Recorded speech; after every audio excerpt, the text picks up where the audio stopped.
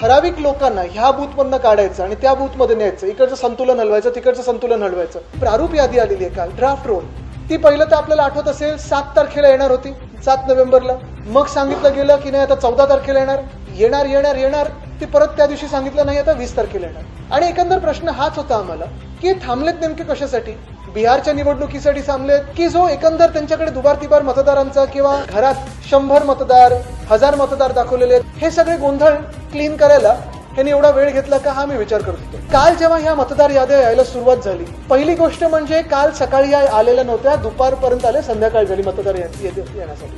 ती यादी आल्यानंतर आपल्याला आठवत असेल, जर आपण आता पण जाऊन पाहिलं तर एक सुद्धा यादी ही मशीन रिडेबल नाही. खरं तर तसं यादी आपण पाहायला गेली तर आता मी माझ्या नावाचं सर्च करून पाहिलं, त्याच्यात एवढे डिटेल्स मागितलेत त्यांनी की तुम्ही कुठे राहता हे तुम्हाला कसं कळणार आणि कुठच्या यादीत आहे, हा तर एक गोंधळ आहे. साधारणपणे 1 ते 50,000 वगैरे अशी त्यांनी यादी दिलेली आहे. यंदा पहिल्यांदा असं झालेलं आहे, भाजपची असतील, मिंदेंची असतील, ही टोळी निवडणूक आयोगात बसून ठराविक लोकांना ह्या बूथमधनं काढायचं आणि त्या बूथमध्ये न्यायचं, इकडचं संतुलन हलवायचं, तिकडचं संतुलन हलवायचं, जेणेकरून विरोधी पक्षांच्या सीट पडतील, स्वतःच्या सीट जिंकून येतील, ज्या स्वतःच्या सीट थोड्या डगमगीत आहेत त्या भक्कम करून घेऊ.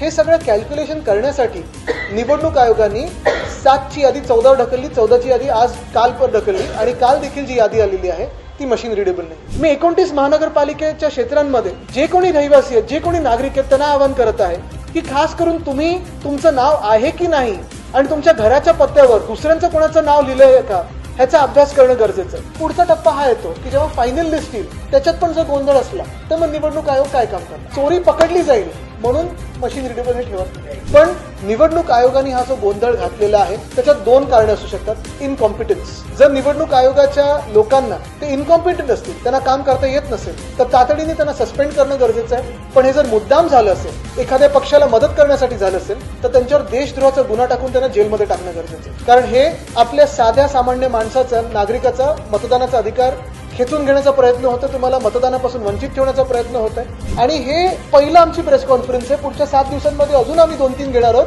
जे पूर्ण निवडणूक आयोगाची चिरफाड करू.